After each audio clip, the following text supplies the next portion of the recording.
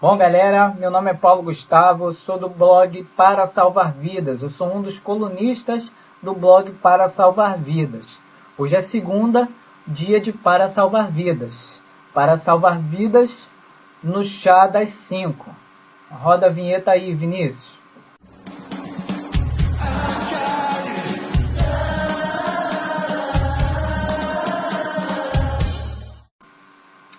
Bom, galera, estou aqui para trazer uma meditação, uma reflexão bem rápida para os nossos corações no dia de hoje. Está lá na parábola do filho pródigo e eu desde já vou ler 2 versículos em Lucas 15, verso 11 e 12, para que a gente possa então dar início à nossa reflexão.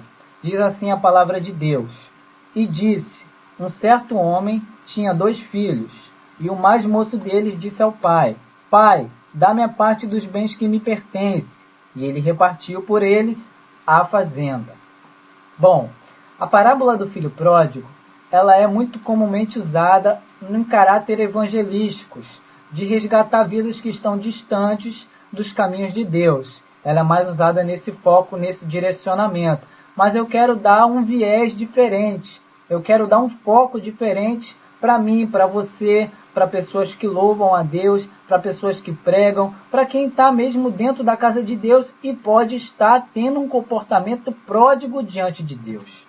Ser pródigo não é só a circunstância externa, não é só um fator externo, mas sim uma circunstância interna, uma disposição interior do teu coração. Às vezes, nós não estamos lá longe, nós não estamos distantes de Deus no sentido físico, no sentido nós não estamos desviados, mas nós podemos estar pródigos dentro da casa de Deus. E isso é muito perigoso, é muito complicado realmente quando nós desenvolvemos essa conduta. E a palavra de hoje é mais ou menos na direção de esclarecer o que é uma conduta pródiga diante de Deus. Nós vamos meditar no pedido que o filho pródigo fez. Vamos analisar pelo Espírito Santo e vamos extrair algumas verdades que fazem de nós pródigos, mesmo no relacionamento com o Senhor. Bom, a primeira característica a ser observada como uma característica de pródigo no relacionamento com o Pai é quando nós, como filhos, pedimos algo que não está no tempo correto de acontecer. Quando nós pedimos algo que não é a hora, que não é o momento, que ainda vai acontecer, mas não ali quando você pede, você está sendo pródigo diante de Deus. Quando você insiste em alguns pedidos que você sabe que não vai acontecer, você está sendo pródigo diante do Pai. E foi isso que o filho pródigo falou. Foi isso que o filho pródigo pediu. Ele pediu algo que era dele, que pertencia a ele, que cabia a ele, mas não era o tempo de acontecer, porque herança é algo que se recebe após o falecimento do pai.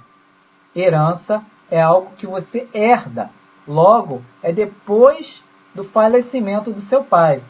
Então, a primeira característica é essa. Será que você tem então pedido a Deus coisas que não vão acontecer?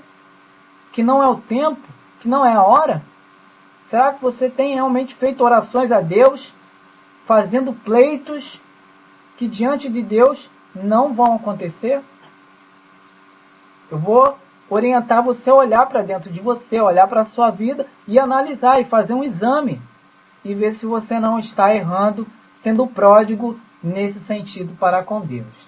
A segunda característica que nós vemos aqui no filho pródigo e que nós podemos estar exercendo é quando nós pedimos a Deus coisas que passam por cima de princípios. É isso mesmo. Bom, a herança, ela se dava com a morte dos pais. E a herança se dava com a partilha dos bens que era feita pelo irmão mais velho. Ou seja, ele era o mais moço, ele não tinha direito a pedir, a reivindicar, ele não tinha direito a falar. A partilha, se fosse o caso, era para ser realizada pelo irmão mais velho. Ele tinha autoridade. Só que o filho pródigo não reconhece a autoridade, não reconheceu o princípio, não reconheceu o limite, não reconheceu a regra estabelecida por Deus. Bom, e o que nós temos pedido a Deus que passa por cima de regras? O que nós temos pedido a Deus que passa por cima de princípios? Será que está correto? Será que nós não devemos respeitar essas ordens naturais? É isso que nós devemos meditar. É isso que nós devemos ter em mente. De esperar, de não passar por cima realmente, de não atropelar os princípios que Deus estabeleceu para mim e para você, tendo em vista somente um pedido. Terceira característica que faz de nós pródigos é o sentimento de independência. O filho pródigo, ele via nos bens uma sensação de independência. Ele achava que a parte que lhe cabia dos bens e o afastamento do pai iam fazê-lo independente.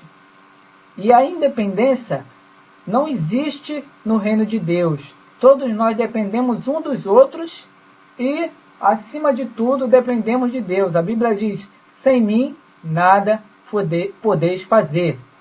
Tá? A Bíblia diz que se você é pé e o outro é mão, não pode dizer a mão, eu não preciso do pé, e nem o pé dizer a mão, eu não preciso da mão.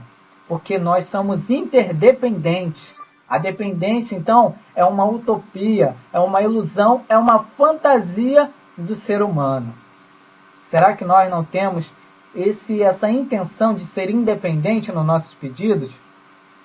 Pedimos algo para sair da batuta de algo ou de alguém, para sair realmente da dependência de alguém superior a nós, como é o caso aí do pai em relação ao filho pródigo? É um caso a se pensar. Por isso, eu vou deixar você com essa palavra e com essas 3 características. Eu espero que você, a partir de então, possa esperar o tempo certo de acontecer, que você, em segundo lugar, respeite os princípios de Deus, não faça pedidos para Deus que atropelam regras estabelecidas. Em terceiro lugar, não queira ser independente de Deus. Não queira ser independente diante de Deus. Essa é a palavra, essa é a meditação no Chá das 5 de hoje. Clica aqui em joinha, aqui embaixo do vídeo. Siga o blog Para Salvar Vidas, blog.blogspot.com. Seja abençoado com os nossos posts. Obrigado por tudo. A paz do Senhor.